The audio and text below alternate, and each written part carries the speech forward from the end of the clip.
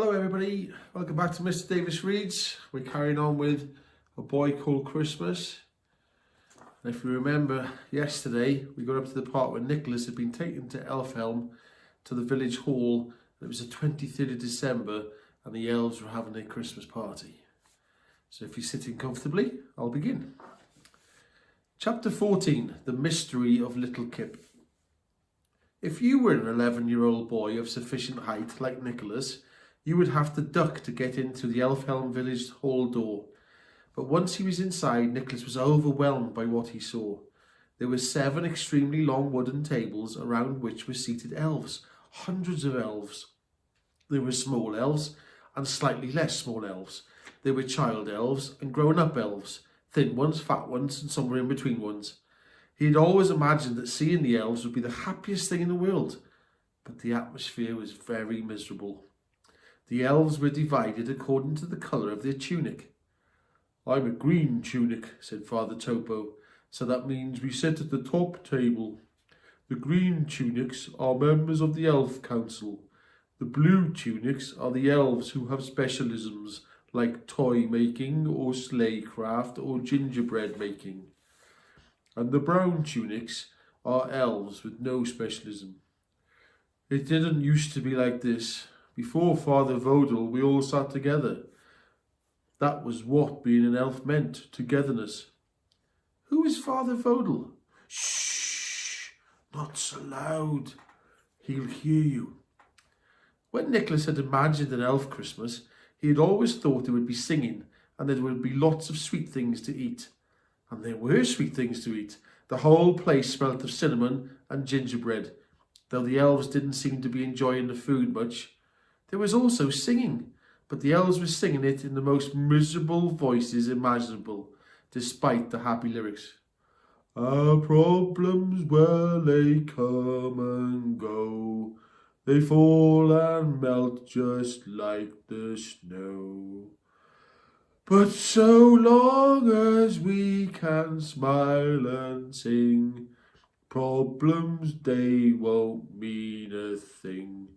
Because we can feast and we can rhyme and be happy that it's Christmas time." But no one was happy. The faces were all sad or sour. Nicholas felt uneasy. He whispered to Father Topo, "What's the matter? Why do they look so unhappy?" Before Topo could answer, his great-great-great-great-great-granddaughter proved that not all elves were unhappy. She was already squealing with joy. "It's nearly Christmas!" There was silence and a tightening of the ears, as if the whole room was holding its breath. All the elves had noticed them now and turned to look at Nicholas. Father Topo cleared his throat. "Hello, elves. It looks like we have a special guest just in time for Christmas. Now, as it is Christmas time, we should show kindness to others, and I think we should all show some good, old-fashioned health hospitality, even if he is a human." The elves gasped at the word. "A human?" one cried. "What about the new rules?" This elf was wearing a blue tunic and had a strange beard. It was stripy.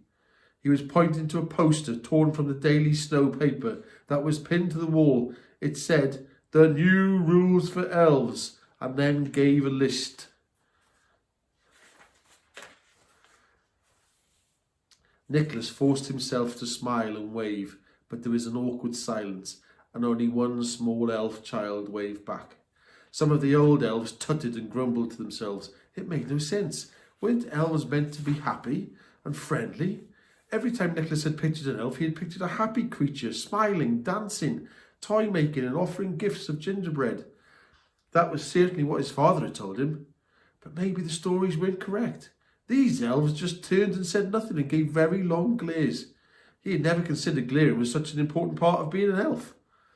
"Should I leave?" asked Nicholas, feeling uncomfortable. "No, no, no, no, no, no, no, no, no, no, no, no, no," said little Noosh. And then, just to be clear, "No." Father Topo shook his head.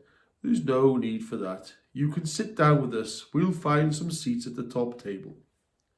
The whole hall stayed quiet, listening to Father Topo's clogs tapping on the tiled floor as the three of them walked the length of the room. It was quite dark, with only 5 flaming torches on each wall, but Nicholas wished it were darker still, so that he couldn't be seen. Indeed, he wished he wasn't there at all. Even the food on each table was tantalising for a boy who had known nothing but mushrooms and the occasional cloudberry or lingonberry for these past few weeks. Gingerbread, sweet plum soup, jam pastries, bilberry pie. Little Noosh held Nicholas's hand. Her hand was small, but her fingers were long and thin with pointed little nails. She, like many young elves, knew goodness when she saw it. She had no doubt in her mind that despite being human and having human ears, Nicholas wasn't somebody she should be afraid of.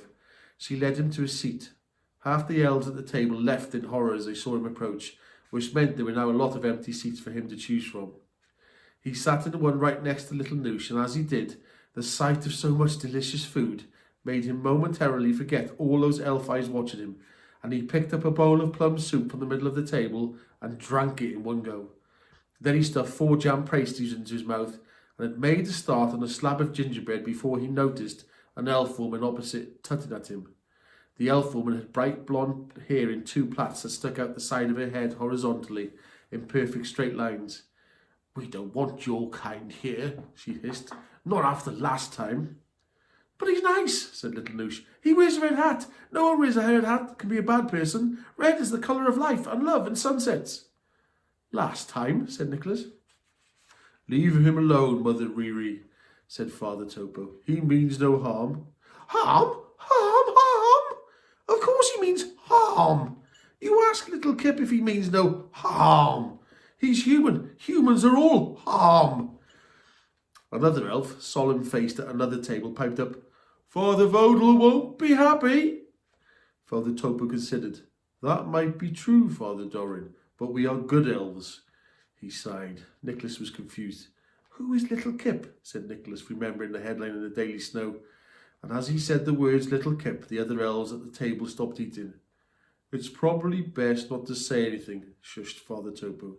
"Can I ask just one more thing?" said Nicholas. "I'd just eat your food and then we should probably..."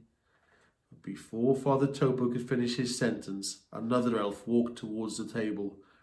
This elf was the tallest of all the elves, but he was still only the same height as Nicholas when he was sitting down.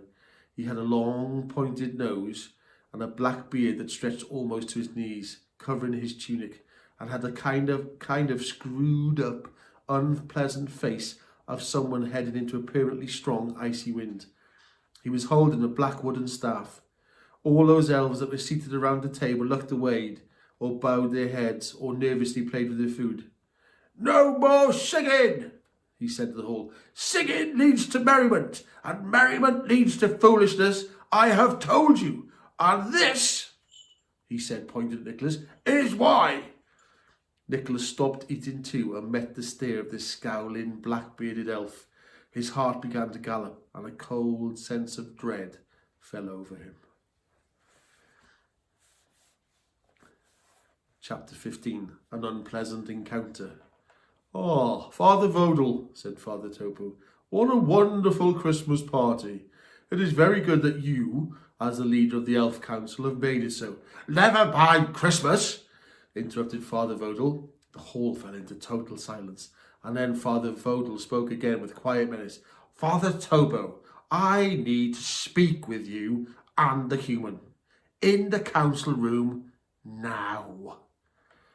"The council room?" The elf raised his staff and pointed towards the stairs. "Now, Father Topo. No delay. Quick as a reindeer." Father Topo nodded. He turned and told little Noosh to wait there, and beckoned for Nicholas to follow him. Nicholas did as he was told, but felt a little ridiculous at having to duck as he climbed up the stairs at the back of the hall, up to a floor with a very low ceiling, even with low timber beams. Nicholas followed the elves past 2 others in black clothes. These were male elves, but had no beards. They were guarding a door that said council room. Then Nicholas found himself in a room that he was a bit too tall for. There was a long table with 20 chairs around it. Each of the chairs had a name engraved into it. "Shut the door," said Father Vodal, before addressing Father Topo. Were you not at the last meeting, Father Topo? He asked, pointing to the chair with Father Topo's name engraved on it. Yes, I was. So you will know about the new rules for elves. No humans must be brought here. Well, I didn't bring him here. I found him. Him and his collapsed reindeer. A whisker from death. So I... As Father Topo became nervous, Father Vodal stared intently at the elf's clogs. Within a second, the white-haired elf was off his feet, floated in the air. So you what? Asked Father Vodal. Nicholas noticed Father Topo was now gasping for air, even though Father Vodal was nowhere near him. Father Topo had tipped upside down and was now rising towards the ceiling with nothing holding on to him. Biscuits fell out of his pocket. His moustache drooped beside his nose. Please, said Nicholas. It's not his fault. He was only trying to... And then Nicholas stopped speaking because his mouth was closed shut. He couldn't move his lips or his jaw. Father Vodal might have been short, but his magic was strong. I did a little hope spell, spluttered Father Topo. Father Vodal's brow reddened with anger. A Drimwick on a human? The upside-down elf nodded. Yes, Father Vodal, I'm sorry, but it was the only way I could save him, and Drimwick only works on the good, so I thought it safe. And I was with little Noosh. What kind of example would it have set if I'd let him die right there in front of her? Father Vodal quivered with rage. Do you know what this means? You do know that you've given the human gifts he should not have?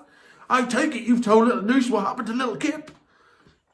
Nicholas tried to speak, but his jaw was still locked, and his tongue lay as still as a dead fish inside his mouth. No, I don't want to scare her. I want her to believe the best in people, even human people. She sees the good in... Father Vodal's skin above his beard grew redder and redder, like a sun setting over a thorn bush. Furniture shook as though the whole room was sharing Father Vodal's fury. Our powers are not for humans! Please, begged Father Topo, let us remember how things used to be. Before, we are elves. We use our powers for good. You remember when your newspaper was full of only good news? Father Vodal laughed. It's true, the Daily Snow used to be full of good news, but good news doesn't sell newspapers. But good is good. Father Vodal nodded. I don't disagree, Father Topo. We must indeed use our powers for good, which is why we must send a clear message that no outsiders are allowed here anymore.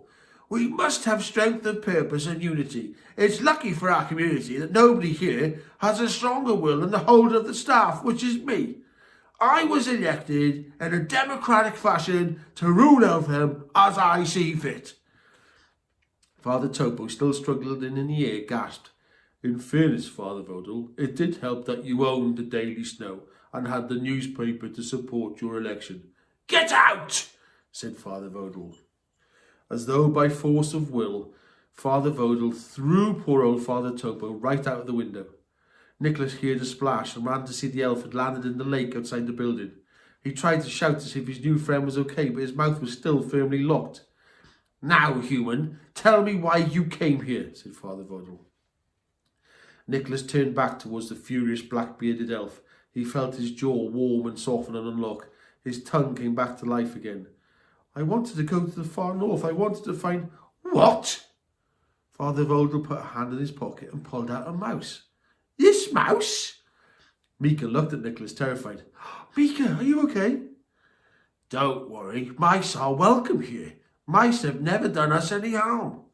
Father Vodal gave a small squeal of pain as Mika had bit him. Then he jumped out of Father Vodal's hand and scurried over to Nicholas. Nicholas picked Mika up and put him safely in his pocket. So you have what you came for. Now go. Get out of my sight. No, not totally. I set out to find my father, Nicholas said. The elf's eyes widened. So why did you think he was here? He asked darkly. Because he was going to the far north. He always told me you were real. Elves, I mean. And he believed in you, and I tried to believe in you too. Anyway, he was heading here with some others to find proof that you exist. Nicholas heard his own voice crack. He could crumble just like gingerbread.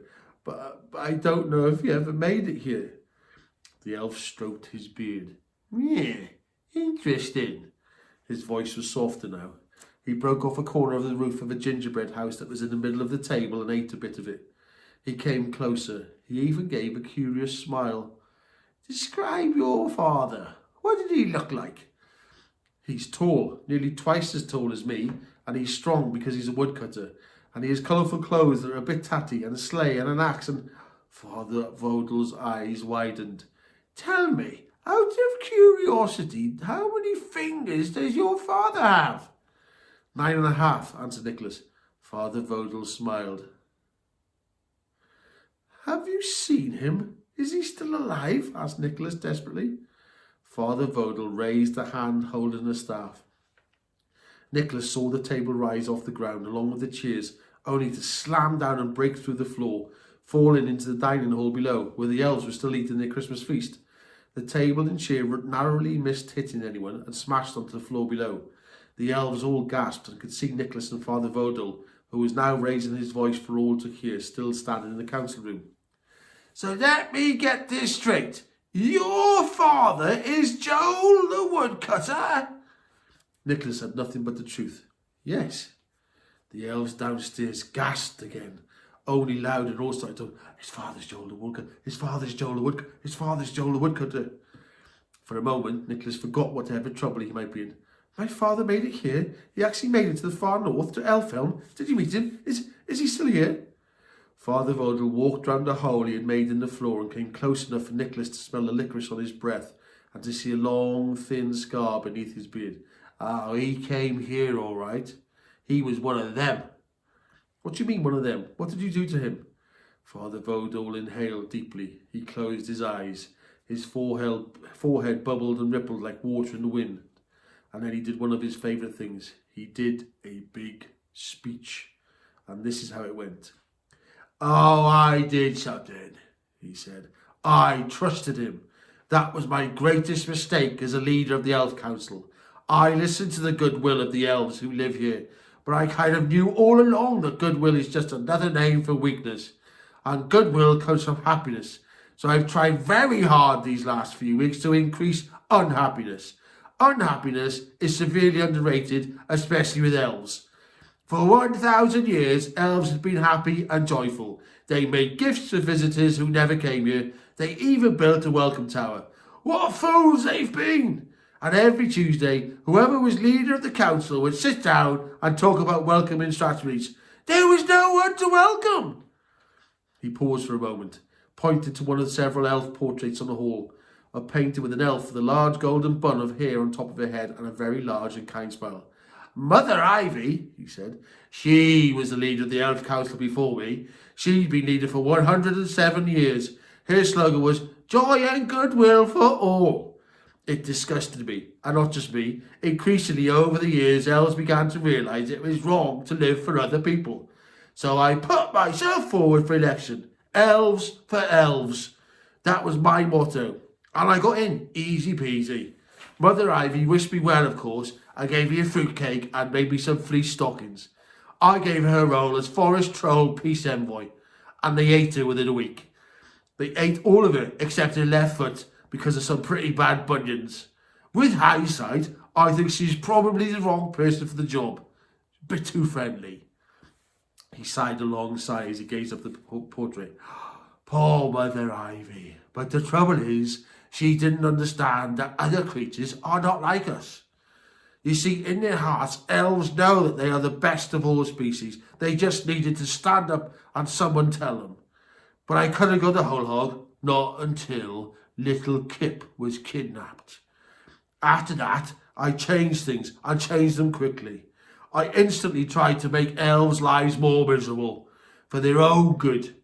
I made them wear different coloured tunics, and I set at separate tables, and I banned spickle dancing, lowered the minimum wage to 3 chocolate coins a week, and stopped the unsupervised use of spinning tops. I spent every day trying to find the scariest headlines for my newspaper, the Daily Snow. I even changed Mother Ivy's slogan to tough on goodwill, tough on the causes of goodwill. I was proud of that.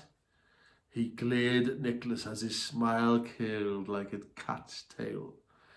And the very first thing I did was to ban outsiders and to change the Welcome Tower into a prison.